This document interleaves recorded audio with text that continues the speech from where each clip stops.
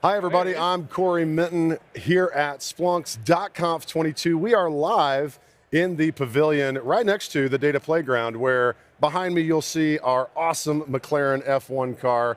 And I'm joined today by some folks that are going to talk to us a little bit about esports and sim racing. I'm excited to have Leaston Bryant, manager of esports and gaming for McLaren Shadow. Leaston, tell us a little bit about what that means. Hi guys, pleasure to be here today. So esports and gaming at McLaren means that I have a terrible job. It's really boring. I don't do anything exciting or go anywhere, but essentially I manage our esports drivers, our coaches, competing in the F1 esports series at the end of the year, and I manage everything from making sure the guys have got the right on-brand kit, they've got the gaming equipment they need, they're ready to compete at the highest level, to commercial, strategic, creative. So I lied before, it's super fun. That's fantastic. Well, we've also got Ben Daly. So Ben is a McLaren Shadow ambassador, but also kind of a big deal in the sim racing esports world. Tell us a little bit about yourself, Ben. What do you do? Your words, not mine. Yeah, I'm Benjamin Daly. I have a YouTube channel called TM at Marduk, but I also work with McLaren Shadow. I help with live streams, content activations, and just really cool stuff at McLaren. So it's I'm living the dream, to be honest. That's fantastic. Well, that's part of the reason why we're here is because, yes, McLaren is obviously of a lot of interest to Splunkers and to us here at Splunk. And frankly, F1 has become such a big deal around the world. It's hard not to get excited. But the whole idea of this like esports industry popping up is kind of, I think it's this thing that a lot of people don't really understand, and it's probably like what a lot of people, if you work for Splunk or use Splunk, they're like, we don't know what that is. It's a huge deal in the right circles. So tell me a little bit about like this esports gaming thing. Like, why is it becoming such a big deal for so many people? Yeah, I mean, I can jump in on this one. I think the thing that is super interesting that a lot of people and maybe certain boomers don't necessarily realize, sorry, I said boomer, is that essentially the esports and gaming industry is bigger than music and film combined. And we started doing a little bit of research into what essentially that means, and it means that the main cultural touch point for youth growing up today is gaming. So right now, I think the esports and gaming industry is essentially punching above its weight, but I think in 5, 10, 15 years' time, as these kids and this younger generation grow up, you could see a time where, esports is already overtaking certain sports like maybe like a baseball or a golf and things like that. So yeah, it's just that preeminent cultural touch point, and there's so much within it that you can do, which makes it super interesting for us as we get our hands on it and play with it and test different things. Yeah, and Ben, you've made a career out of being involved in not only the esports and gaming industry, but specifically around sim racing. Yeah. So how does one kind of find themselves in that career path? For me, it started off as a hobby. I was doing like competitive online races against my friends, and then I saw that people were making YouTube videos out of it, and I kind of got into it through that. And then F1 esports started up, and not only myself, but properly competitive drivers were making careers out of it as well. And their profiles are skyrocketing at the moment, and some people are even going from esports into the real thing. Yeah. Like, these guys are seriously talented, and the correlation between sim racing and real life is just getting closer and closer as technology progresses. It's awesome to see. It is indeed. And so if you're joining us remotely, what you can't maybe see behind us is we've got this 8 simulators, the McLaren brand simulators, running F1 2021, and the feedback so far has been incredible because it is wild how real it feels to be in those simulators.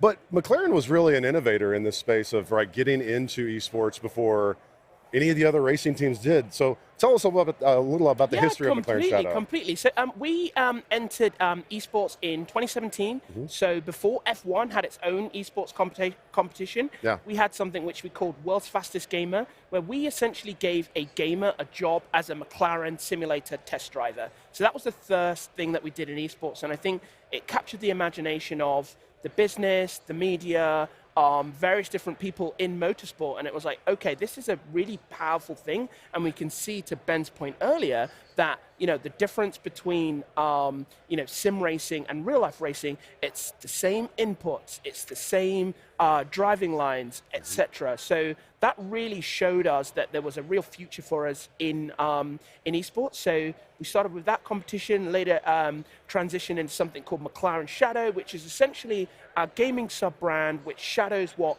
McLaren does on the track. And we've done some incredible things. We've tested gamers before. We've had them driving in a real car, we've had them driving in our simulator, and then we've had them driving in game. And then we look at all the data from all of those points to essentially decide who's going to win that competition. So I think all of those touch points just show us that it's a great business, but then also a great way to make us the favorite racing team of that new generation, which we're trying to capture. Yeah, for sure. It's all about that next generation of inspiration, brand identity. People want to do that. And candidly, that's a lot of what we do here at Splunk is, using the racing data that we get out of the simulators to inspire use cases. And that's one of the things that folks will see, and they've probably seen a lot out of our team and the data drivers kind of program, is taking that data out of the simulators, much like we do in a real F1 car, to try to make sense of what's happening on track and help folks get better.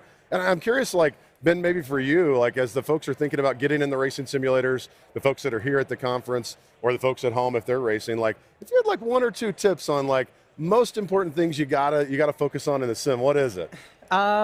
Patience. Okay. And practice, the 2 Ps. You've got to practice as much as possible. Just getting comfortable with the car and finding its limits. I feel like also comparing to people who are really good at the game. Yeah. Go on a time trial, you can see their lines and how they're tracking, where they're braking, the lines that they're taking. Yep. Setup is very important as well, and data as well. Just right. Going over everything and making sure you're maximizing every single piece of racetrack to get that performance, because every 1,000 counts. That's exactly right. I can add a point to that as well. So when I see people get in a simulator, a lot of the time they want to go as fast as they possibly can, as soon as they possibly can. And I would say do some really slow laps so that you understand the track, and then just every other lap, just gradually try and add a little bit more speed. So to Ben's point around patience, when you get on that straight, don't just go as fast as you can on that straight. Where's the fun That's in what that? you see, and then people sort of start spinning, etc. So just add a bit of time each lap. That's fantastic. So, Ben, you mentioned something earlier about, that data is becoming a big part of sim racing. Obviously, we believe it's a big part of F1. We hear about it all the time. We see it in the broadcasts. But you had a chance to race with us a couple years ago in our virtual race.conf and kind of dig into the data. Yep. Tell me a little bit about, as you're thinking about getting better as a driver, or even Leeson as a manager, how does data play a role in your decision making? Oh, it's massive. It can show you where you're losing or gaining time. I found that really helpful because we were racing against Lando at the time for the sim racing stuff, the iRacing, but also the virtual GP we were practicing for. So I did 2 races. I did Baku, and I was a teammate up against Lando, and obviously against the Formula 1 driver, the Formula 1 driver is going to win. Yeah, I mean, maybe. I don't know. You're pretty good. I was holding my own a little bit, but Lando was good in certain areas. So I was able to look at the data and see where he was braking later, perhaps getting on the power a little bit earlier, or just using a little bit less steering lock. Those tiny differences make a huge difference. And correlating that data and then moving into the next race we had at Canada, I drove a lot better. Yeah. So it works. Fantastic. So as a manager of an esports team, how does that come into making decisions on, what drivers you choose? Yeah, completely. So I think one of the biggest things for me specifically is we have a coach who helps us out on the specific training program, but knowing which driver to select is definitely the big call that comes down on me. And I think being able to have that profile of the drivers based on all of their racing data, and actually one of the differences to F1 is that we have 3 drivers, all of whom are capable of jumping into any race. So you've got an extra data set there that you need to kind of look at and compare. And you might use a strategy where you say, okay, out of the 12 races that we're going to do in the F1 esports competition, these 2 drivers are going to race 11 of those races, but we want to pick 1 driver who's just going to nail this specific track and try and bring home a podium. So having that data profile to be able to make that decision, super important and super helpful for me that Splunk can help us out with that. That's fantastic. And actually, if you're watching at home or here in person, Wednesday, I think at 4 o'clock, you that's right. Yeah, you and Tom West have a session. me and Tom West have a session. We're talking about the dashboards that he helped us build in the Shadow studio, which is where our drivers basically race, train, create content. So yeah, excited to talk to you guys about that. So come down if you've got time. Yeah, absolutely. And actually, it's one of the things that I take a lot of pride in here at Splunk is that we were early, I think, sponsors in terms of tech companies. We sort of saw this rise in F1. Saw the rise in esports, have been excited to be partners with you all there.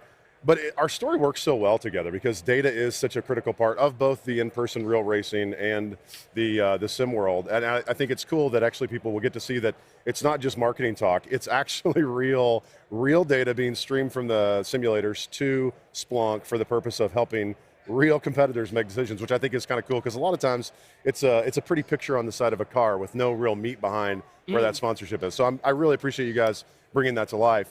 Now, when you look out, over the next year, what's the next big thing for you, Ben, in terms of sim racing and esports? Like, what are you most excited about in the year ahead? Just the progression of like physics models, graphics. We're going to see like a next gen of CPUs, GPUs coming through. VR is becoming ever more mainstream. Yeah. So it'll be interesting to see if they incorporate that into esports potentially, because that is a very immersive experience. If you can come to a convention like this, try some VR, and feel the world around you, it really is. I can't explain like how cool it is. Yeah. Like little 10-year-old me would never be able to comprehend like the technology that we have today and how awesome it is. So. Yeah, I'm looking forward to just things getting better. Things are already great now, but I'm excited to see where it goes in just a few years' time. Yeah. How about you, Lisa? I'm curious, what's next for the McLaren Shadow team? So for me, I think it's all about, I guess, like the general kind of like market conditions and where things are going to move. So I think as we come out of this kind of COVID period, there's talks about some of the races being held sort of prior to physical F1 races. So that increases the gravitas of everything that's happening in F1 esports when you tie it together with F1 a little bit more. So that's super exciting.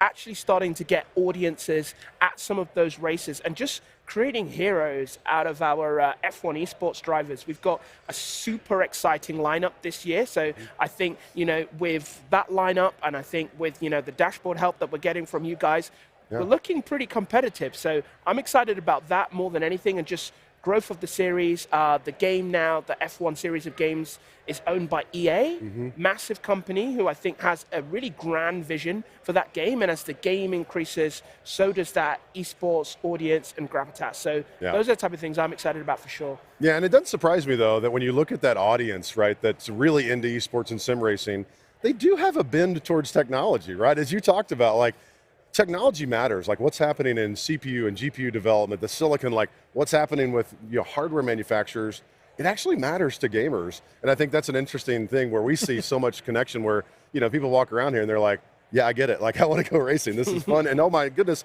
I get to tinker with hardware. This is so stinking fun. Now, you did mention that F122 is something that's about to happen. So Ben, have you gotten your hands on F122 yet? I have actually. I've logged about 30 hours so far. Wow, which okay.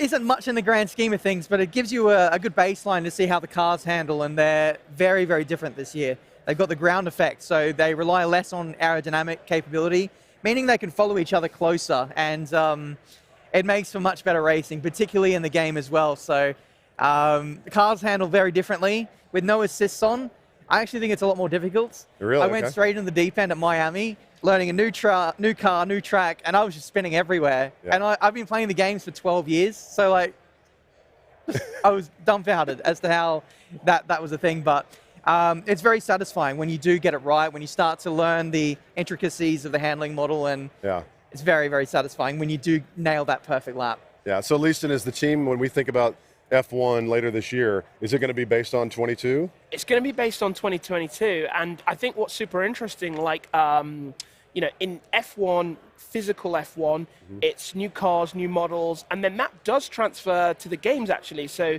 the same way that Daniel and Lando have had to get used to a new car, our esports drivers have got to get used to a new handling model, new physics, etc. So it's definitely a challenge for them, but one that we're certainly up for. Yeah. Now, one of the things that I thought that I've seen, and Ben, specifically, you've kind of documented some of this in some videos, is there's a partner game coming out called F122 Manager. Yeah. And for those that don't know, there's the idea of F1 racing, you can go racing. There's fantasy, where you can have your own fantasy league and stuff like that. But this is a whole different ballgame, right? Yeah, this is for the absolute F1 nerds. You don't drive the game, you're completely the manager. So you're the team boss, you hire your drivers, first, second driver. You can also hire a reserve driver. You can send out scouts to other teams, F2 and F3 drivers.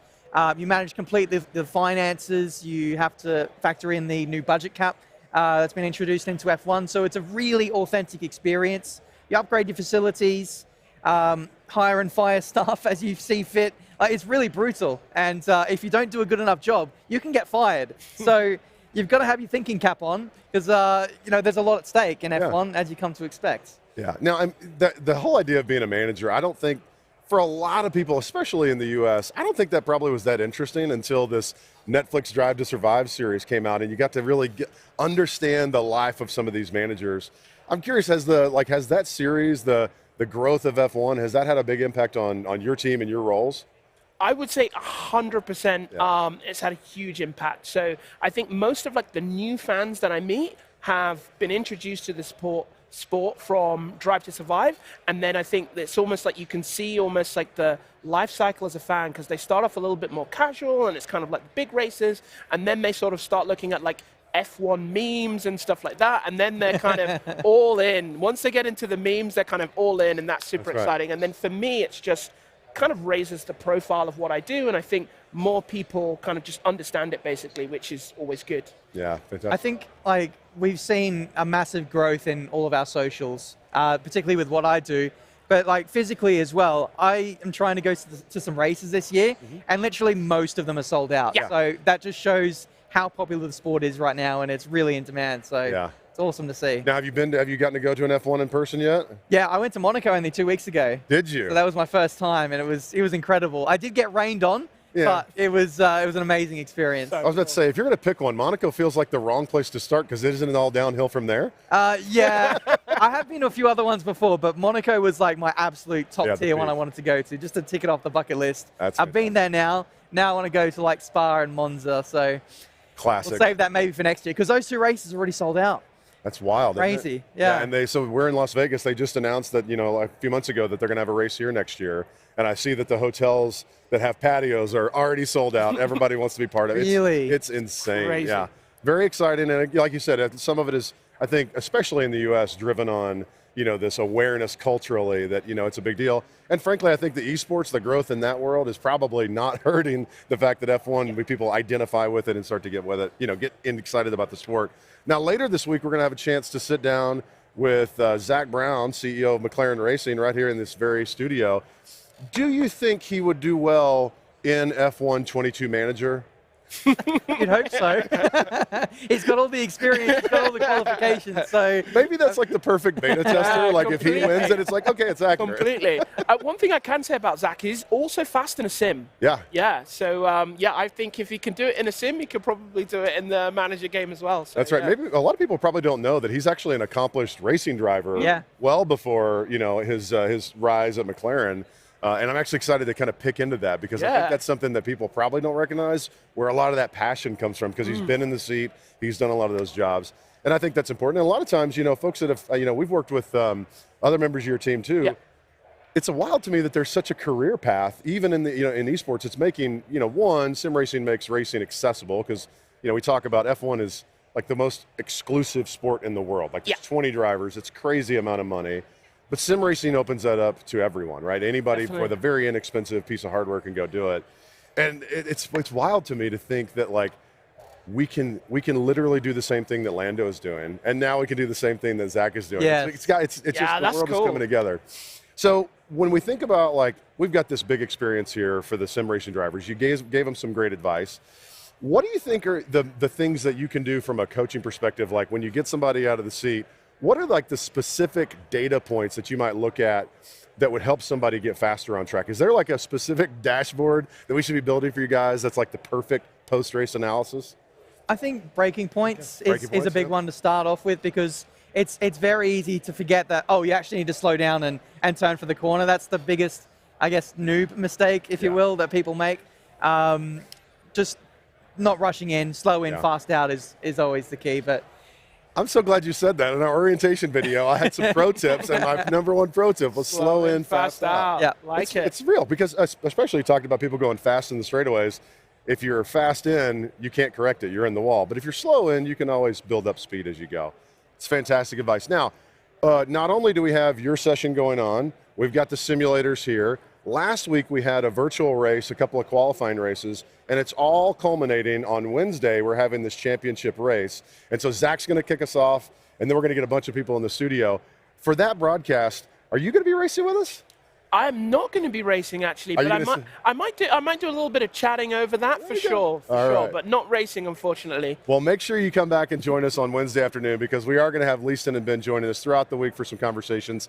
Definitely, if you're here in Vegas and you're checking us out, come hang out in the simulator area. They're going to be offering some advice, some coaching, and maybe some advice on how to become famous on YouTube. I don't know. Hopefully. don't ask me.